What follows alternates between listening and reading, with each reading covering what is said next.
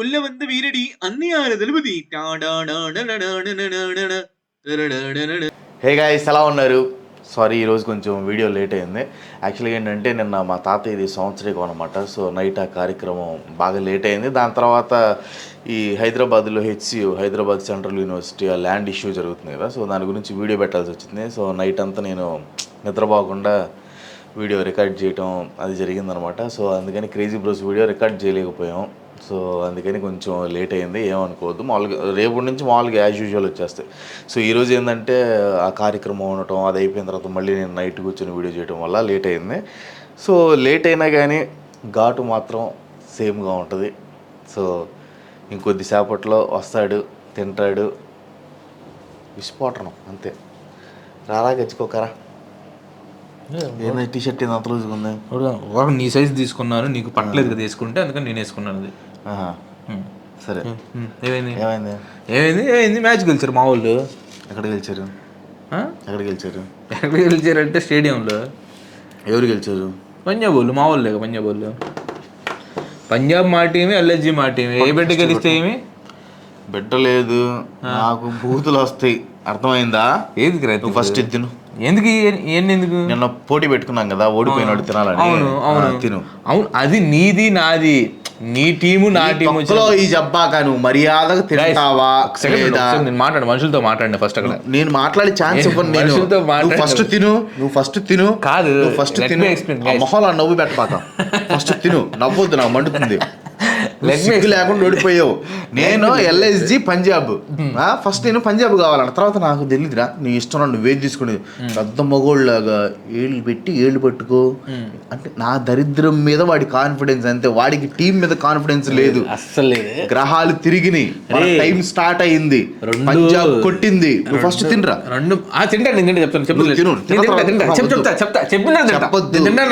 ఏం చెప్పొద్దు. నేను పోటీతత్వం ఉన్నవాడిని, తిన్న తర్వాత ఏదైనా చెప్పు. అలాగే నాకు మాట తిన్న తర్వాత ఏదైనా చెప్పు. సరే తింటా తింటా తింటా తింటా తింటా. నాకు మర్యాద, నాకు మాటలు మంచిగా తింటా తింటాను తింటాను తింటాను. ఏం మాట్లాడద్దు నువ్వు. తింటా మాట్లాడద్దు మాట్లాడద్దు కానీ నేను తింటాను. నేను తినడని చెప్తే ప్రాబ్లం, కానీ తింటానని చెప్తే ప్రాబ్లం ఏంటి? నేను తింటానని చెప్పాను. నేనేంటంటే నిలకడ ఉన్న మనిషిని, నీలాగా నిలకడ లేని మనిషిని కాదు. నిలకడ ఉన్న మనిషిని. నేను ఏదైతే మాట చెప్తానో ఆ మాట మీద నిలబడతాను. నేను బేసిక్ ఏంటంటే గైస్, ఈ ఓటమి నాకంత మజాని ఇవ్వలేదు. ఎందుకంటే రెండు టీమ్స్ నాయే కాబట్టి ఎవరు గెలిచినా కానీ నాకు సంతోషం. డీసీ నాదిగా, సిగ్గు లేకుండా తీసుకున్నా సంతోషమే. సిగ్గు లేకుండా తీసుకున్నా. అప్పుడు నేను అన్నా, అప్పుడు నా టీం కదా, నా టీంతో గెలిచావు కదా అని నేను విర్రవేగలేదు. నువ్వు అన్నావు రికార్డెడ్, అది రికార్డెడ్. ఒక మాట అన్నా అంతే. ఎట్లా మాట్లాడలే నేను, అర్థమైందా? ఇట్లా మాట్లాడలే నేను. సిగ్గు ఫస్ట్ తినరా నువ్వు. తినవాయి ఫస్ట్ నువ్వు. ఏంది లెట్ మీ ఫినిష్ కాదు, ఫినిష్ చేయలేదు. 1 minute ఇవ్వండి, 1 minute 30 seconds. ఇప్పుడు వేరేది, ఇప్పుడు ఫర్ ఎగ్జాంపుల్ రేపు జరుగుతుంది మ్యాచ్, ఆర్సీబీ అనో గుజరాత్ జరుగుతుంది. ఆ ఇద్దరి మధ్యలో మ్యాచ్ జరిగినప్పుడు వీడు ఆ టీం నా టీం కాబట్టి అప్పుడు నేను ఓడిపోతే తినటంలో న్యాయం ఉంది. మీరే చెప్పండి. ఇది ఇట్లా మా టీంని మేము కొట్టుకొని, మా టీం మీద గెలుచుకొని, మా దయాదాక్షిణాలతో పాయింట్ తెచ్చుకొని దానికి తినమంటే ఎట్లా? అది కవర్ పని కదా. సరే, కానీ ఒప్పుకున్నాను కాబట్టి నేను తిన్నామని చెప్పేసి తిన్నది. ఒక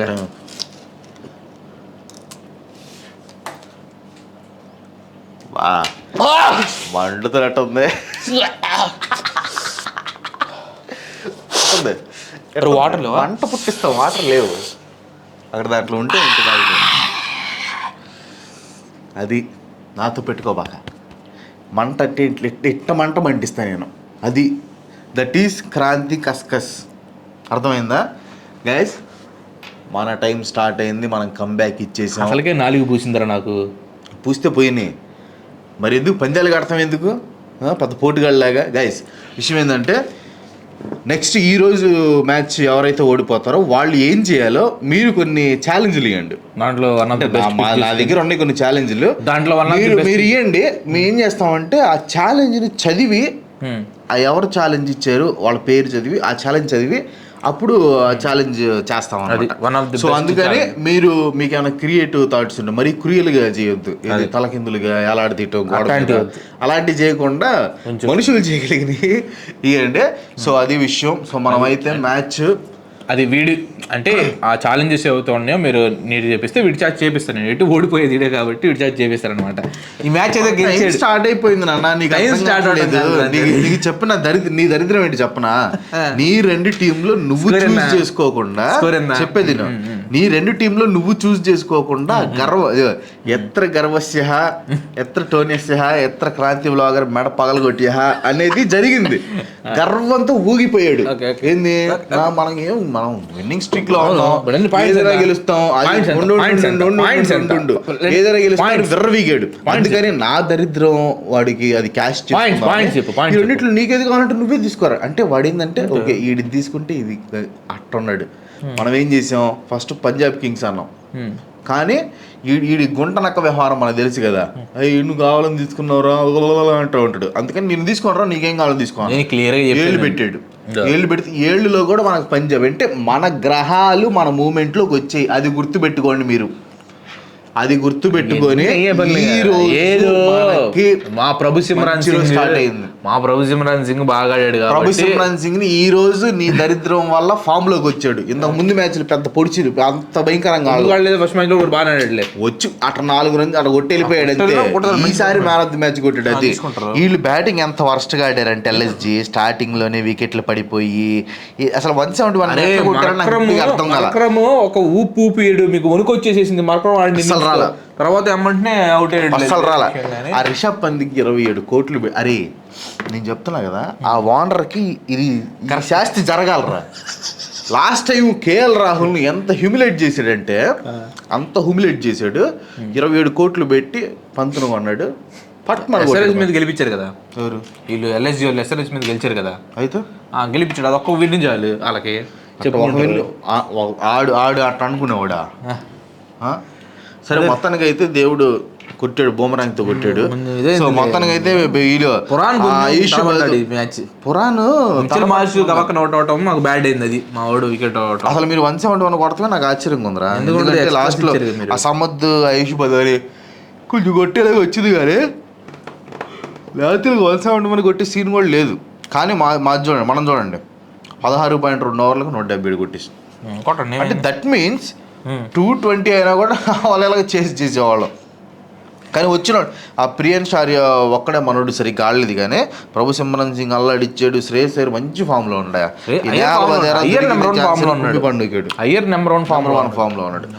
సో అది విషయం. మనం అయితే గెలిచి పడేసాం. వీడి చేత తిరిపిచ్చేసాం. నేను ఒకటి చెప్తున్నాను కదా. రెండు చెప్పు. నాలో ఇంకా ఆ విస్ఫోటనం బయటికి రాలా. మీరేంది ఇంత లైట్గా వదిలేసావు కుమ్మేస్తావు అది ఇది అనుకున్నాను కదా. నేను ఎందుకు కాసలేదంటే మనం ఎంత మాట్లాడినా కూడా ఆ 2 టీంలు నాయేగా అనే విర్రవీగేతనంలో ఉంటాడు. మన ఆక్రోషం బయటకు వచ్చినా కూడా దానికి తగిన న్యాయం ఉండదు. అందుకని ఆ ఆక్రోషాన్ని లోపల దాచా, ఇంకా బయటికి తీసుకురాలా. ఇప్పుడు కొంచెమే తీసుకొచ్చా. రేపు అస్సలైన మ్యాచ్ కోసం నేను వీడి ఏ టీంని అయితే చూసి విర్రవీగుతున్నాడో ఆ టీంని కొట్టి అప్పుడు ఉండిద్దిగా ఈ సీరీస్. గుర్తుపెట్టుకోండి ఆర్సీబీ వాళ్ళు ఈసారి ఐపీఎల్ లోకి ఎట్లా ఎంటర్ తెలుసా? తెలియదు. అండర్ డాగ్స్ లాగా ఎంటర్ అయ్యారు. అండర్ డాగ్స్ ఇప్పుడు కూడా ఎందుకు చెప్తున్నాను చెప్తాను. 2 మ్యాచ్లు ఎందుకు చెప్తున్నాను చూడు. మా వాళ్ళకి ఇప్పుడు స్టార్ ప్లేయర్స్ ఎవరు కనపట్ల. విరాట్ కోహ్లీ తప్పించి పెద్ద స్టార్ ప్లేయర్స్ ఎవరు లేరు. భూవీకి స్టార్డమ్ ఉన్నా కానీ మరి అంత భారీ స్టార్డమ్ కాదు. పెద్ద స్టార్డమ్ ఉన్న ప్లేయర్స్ ఎవరు లేరు. అందరూ కొత్త వాళ్ళని తీసుకున్నారు. ఫిల్ సాల్ట్ చెప్పినట్టుగానే. అరే ఒక్క నిమిషం ఉన్నా మీరు చెప్పండి. రాజీవ్ పతిదార్ నువ్వు వాగు ఆడియన్స్ చెప్తారా? స్టార్డమ్ అడుగుతున్నా. జితేష్ శర్మ కొత్తడా? అసలు ఎవరు చాలా మంది కొత్తడా? కోహ్లీ తీసిపడే వాడు కోహ్లీ స్టార్ ప్లేయర్ కాబట్టి కోహ్లీని తీసేస్తాడు. పడిసెల్ స్టార్డమ్ క్రాంతి. లియామ్ లివింగ్స్టన్ కొత్తడా? స్టార్డమ్ పుట్టాడు. టిమ్ డేవిడ్ కొత్తడా? కృణాల్ పాండ్యా కొత్తడా? భువనేశ్వర్ కుమార్ అరే వాళ్ళు హాజీవుడ్ కొత్తడా కొత్త పాత కాశాంతి క్రాంతి ఏంద్ర సుత్తోడా నేను కొత్త పాత చెప్పలేదు స్టార్డమ్ కి కొత్త పాతకి చాలా తేడా ఉంది కొత్త పాతకి ఇప్పుడు వేణుగోపాలరావు పాతోడు అంత మాత్రం స్టార్డమ్ మనకి లేదు కదా ఆయన తెలుగు వాళ్ళని అంత అవమానిస్తావు నేను తెలుగు తీసుకొచ్చావా గుర్తు పెట్టుకోండి మీరు సరే సరే స్టువార్ట్ బెన్నీ ఉన్నాడు స్టువార్ట్ బెన్నీ లేడు బిన్నీ ఉన్నాడు బిన్నీ ఉన్నాడు స్టువార్ట్ బెన్నీ అంట బెన్నీ ఆయన ఉంటలే ఆ స్టువార్ట్ బెన్నీ ఉన్నాడు మనోడిది హైయెస్ట్ వికెట్ టేకర్ లో సెకండ్ ప్లేస్ ఇండియాలో మరి హైయెస్ట్ అంటే టాప్ ఒక మ్యాచ్ లో సెకండ్ ప్లేస్ లో ఉన్నాడు మరి మనోడికి స్టార్డమ్ ఎక్కడ ఉంది నువ్వు ఇక్కడ ఏ పాయింట్ ప్రూవ్ చేయాలనుకుంటున్నావు స్టార్డమ్ ప్రూవ్ చేస్తున్నాను నేను ఇక్కడ ప్లేయర్స్ కింద స్టార్డమ్ ఓకే వాళ్ళు ప్లేయర్స్ పాత వాళ్ళు కొత్త వాళ్ళు పెడితే వీళ్ళు అనగానే జనాలు మావాడు అని చెప్పేసి ఎగురుతారు చూసారా బట్టలు దించుకొని హడావిడి చేస్తారు చూసావా అట్లాంటి ప్లేయర్స్ గురించి నేను మాట్లాడుతుంది వాళ్ళు లేరు మీకు అలాంటి వాళ్ళు మా కోహ్లీ తప్పించి మ్యాచ్లు గుడ్డెట్లు గెలిచారు గుడ్డెట్లా గెలవటం కాదు ఇది మీ జ్ఞానం ఏంది పరిజ్ఞానం ఏంది క్రికెట్ మీద అనేది ఇప్పుడు అర్థమైపోయింది క్రాంతి ప్లేయర్స్ స్టార్డమ్ లేకపోయినా ఆడే ప్లేయర్స్ ఉంటారు మేమేంటంటే ఆ కష్టాన్ని నమ్ముకున్నాం అనమాట ప్లేయర్స్ కష్టాన్ని నమ్ముకొని ఒకప్పుట్లాగా ఓన్లీ డివిలియర్స్ మీద గెయిల్ మీద కోహ్లీ మీద స్టెయిన్ మీద ఇట్లా ఆధారపడలేదు ఒకరి మీద ఆధారపడకుండా మొత్తం నీట్గా అందరూ సమపాలన చేద్దాం మన టీము ఇది ఒక టీము సమిష్టిగా ఆడాలి స్టార్డమ్ అనేది పక్కన పెట్టేద్దాం నువ్వు నీ పర్ఫార్మెన్స్ నీ రోల్ ఇంపార్టెంట్ బౌలింగ్ ఇలా చక్కగా బ్యాటింగ్ ఇలా చక్కగా ఆడండి అని చెప్పేసి నీట్గా మాట్లాడుకొని కోహ్లీ అప్పుడు ఒక మీమ్ వైరల్ అయింది చూడు ఏది కూర్చొని ఏదో రాయలసీమ యాసలో మాట్లాడుతూ ఉంటాడు అతడు మొన్నదాకా మ్యాక్సిల్ కూడా మనతో మన టీంలో ఉన్నప్పుడు అలాంటి ఒక మీమ్ జరుగుతూ ఉంటుంది చూసావా ఆ డిస్కషన్లో ఉన్నాడు ఇటు ఆ మూల కూర్చొని ఉన్నాడు ఇవన్నీ విన్నాడు అనమాట మీ రోల్ ఇది మీ బండ రోల్ ఇది మాట్లాడుతున్నావురా నువ్వు 2 మ్యాచ్లు గెలిచేలేకి రేపు బెంగళూరులో కొట్టకపోతే ఏంది టేబుల్ టాపర్స్ చూపించాల్సిన అవసరం లేదు బెంగళూరు మమ్మల్ని ఎట్ట కొడతారా మీరు బెంగళూరులో మా దగ్గరికి వచ్చి మమ్మల్ని ఎట్ట కొడతారు మా ఫ్యాన్స్ ముందు ఆ క్రౌడ్ ఎట్లా ఉంటుంది తెలుసా నీకు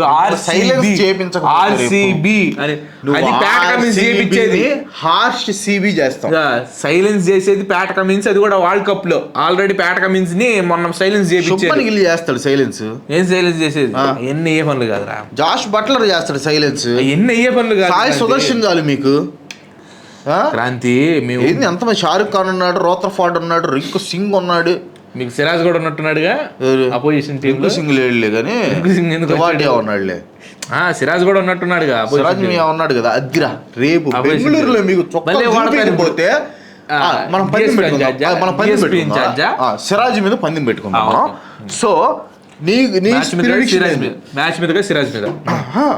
మ్యాచే ఇప్పుడు మనకి పర్సనల్ గా ఒక ప్రిడిక్షన్ లో సిరాజ్ ఒక వికెట్ తీస్తాడు రా చెప్పేది ఒక వికెట్ తీస్తాడు 40+ చెప్పేది సిరాజ్ మీద పందెం కడదాం ఒక వికెట్ ఓడిపోయిన వాళ్ళు మ్యాంగో డ్రింక్ తీసుకొని రావాలా ఓకేనా మజా ఒక డీల్ సో నేను చెప్పే ప్రిడిక్షన్ ఏంటంటే సిరాజ్ మియా 2 వికెట్లు తీస్తాడు ఇంపాసిబుల్ 8.5 లోపలే ఎకానమీ ఉండిద్ది 8.5 అంటే అంత 34 రన్స్ అంటున్నాను నేనేమంటున్నానంటే 40+ కొడతాడు 40+ అయితే స్కోర్ కొడతారు ఖచ్చితంగా ఎందుకంటే మా స్టేడియం వికెట్ వచ్చేసి ఒక వికెట్ అది కూడా పవర్ ప్లేలో పడే అవకాశం ఉంది అంతే పవర్ ప్లే దాటిన తర్వాత పడదు ఎవరిదైనా చెప్పలేను అది కూడా పవర్ ప్లే లో పడే అవకాశం అయితే ఉంటది ఎప్పుడు అవతల పడినా కూడా ఇచ్చేస్తారు ఓకే నేనేమంటానంటే 2 వికెట్స్ అండ్ 35 చెప్పింది నేను నీ ఇష్టం 36 చెప్పారు 34 అదే 35-36 ఆ రేంజ్ లో 34 లో పర్ఫెక్ట్ గా ఉంటా నేను 8.5 అంటే 34 8.5 అంటే 34 రన్స్ అని చెప్పి అంటున్నాను ఎకానమీ నేను అంటుంది ఒక రన్ అటు ఇటు అయినా తీసుకోవచ్చులే ఓకే ఇస్తా నీకు 35 ఇస్తున్నా అది విషయం ఏంటంటే ఇప్పుడు ఏం చెప్పు, ఆ విషయం ఏం చెప్పు. ఇప్పుడు ఏంది ఇక మీద అయిపోయిందా, వెళ్ళపమంటావు నన్ను, నాకు చాలా పనులు ఉన్నాయి. నువ్వు టైం నీ టైంలో నీ పనులు వెచ్చించుకొని నువ్వు వచ్చావు, నీవు పెట్టుకోవాల్సిన వీడియోలు నువ్వు పెట్టుకున్నావు, నేను పెట్టుకోవాల్సిన వీడియోలు డిలే చేసేసావు. ఇప్పుడు ఏందిరా నువ్వు ఏంటి తమాషాలు చేస్తున్నావు? తమాషాలు ఏంటండి గైస్, మనం 170K చాలా దగ్గరలో ఉన్నాం. ఇంకా జస్ట్ 1200 సబ్స్క్రైబర్స్ ఆర్సీబీ మ్యాచ్ కాబట్టి ఖచ్చితంగా సబ్స్క్రైబ్ చేయండి. రేపు సాయంత్రం లోపల మనం రీచ్ అవుదాం. దయచేసి అర్థం చేసుకొని సబ్స్క్రైబ్ చేయని వాళ్ళు ఎవరు ఉంటే సబ్స్క్రైబ్ చేయండి. ఎందుకంటే అది చాలా పెరుగుతున్నారు సబ్స్క్రైబర్స్, చిన్న పెరుగుతున్నారంటే మన కొత్తలు ఆడ చూపిస్తున్నాడు. అదే మీరు షేర్ చేసి లోపే ఉంది కదా, అదే వాళ్ళు షేర్ చేసి చూపిస్తారు. మీరు షేర్ చేయండి దయచేసి. ఇప్పుడు ఆర్సీబీ మ్యాచ్ అంటే ఖచ్చితంగా షేర్ చేయాలి. ఎందుకంటే ఆర్సీబీ వాళ్ళు కప్పు కొట్టేవాళ్ళు ఈ సంవత్సరం ఎవరు కప్పు కొట్టేది అంటే ఆర్సీబీ అనే ఉంది ఖచ్చితంగా. నాకు తెలిసి మొన్న ఐపీఎల్ అంటే T20 వరల్డ్ కప్లో చూపిస్తాను, అంటే మీరు నమ్ముతారో లేదో కానీ ఒకరోజు చూపిద్దామని. ఆల్రెడీ ఫోటో కూడా డిస్ప్లే చేస్తే చేయరు. అదిగా ఇది ఎప్పుడు నిన్న 1 hour 3 hours back, 1 day 3 hours back పెట్టిన వీడియో. సిటీఆర్ చూడండి 12.4 ఉంది. 12.4 స్క్రీన్ షాట్ తీసి కనపడలేదు కన్నడ. ఒకవేళ కనపడింది చూడండి, లేకపోతే లేదు. 12.4 అంటే ఎవరైనా యూట్యూబర్స్ ఎవరైనా ఉంటే కనుక్కోండి. ఇట్స్ హ్యూజ్, మరీ హ్యూజ్ కాదు. 12.4 అనేది 10 పైన ఉన్నది అంటే అది బెస్ట్ అనమాట. సో బేసిక్గా మనకి 8, 9 అంటే ఒక రోజు తర్వాత 8, 9 ఉంటేనే అది మంచిది. సో మనకు 12.4 ఉంది. కానీ ఏంటంటే వ్యూస్ ఏంటంటే వాడు కొత్త వాళ్ళకి రీచ్ చూపించలే. మీరు షేర్ చేసి చూపిస్తారు, లైక్ కొట్టి షేర్ చేసి సబ్స్క్రైబ్ కామెంట్స్ చేశారు, కొంచెం ఎంగేజ్మెంట్ పెరిగిద్ది అనుకుంటున్నాను. సో అది విషయం. నేను ఒక మంచి పాయింట్ చెప్పాలనుకున్నప్పుడు మధ్యలో ఇట్లా అడ్డొచ్చేసి దాన్ని బ్రేక్ చేస్తూ ఉంటారు. ఇప్పుడు ఆర్సీబీ వాళ్ళు ఎవరైతే ఉన్నారో మొన్న T20 వరల్డ్ కప్లో ఇండియా వాళ్ళు ఒక్క మ్యాచ్ ఓడిపోకుండా ఎట్లాగైతే ఫైనల్స్ దాకా వచ్చారో అదే విధంగా ఆర్సీబీ వాళ్ళు కూడా వచ్చి ఫైనల్స్ కొట్టడానికి ప్రయత్నం అయితే చేస్తున్నారని చెప్పేసి సూచనలు అయితే ఉన్నాయి. సో అది జరగాలని చెప్పేసి నేనైతే మనస్ఫూర్తిగా కోరుకుంటున్నాను. ఎందుకంటే ఆర్సీబీ కాబట్టి దయచేసి అందరు కలిసి RCB red colour love symbol మనలో తగ్గ పడిపోవాలి. నొక్కితే రక్తం వస్తుంది, అటు రావాలి మనకి. ఆర్సీబీ మ్యాచ్ కొడుతున్నాము, మళ్ళీ కాలు ఎగరైపోతున్నాము, వాడు ఎంత తేలబోతున్నాము. ఓడిపోయేదానికి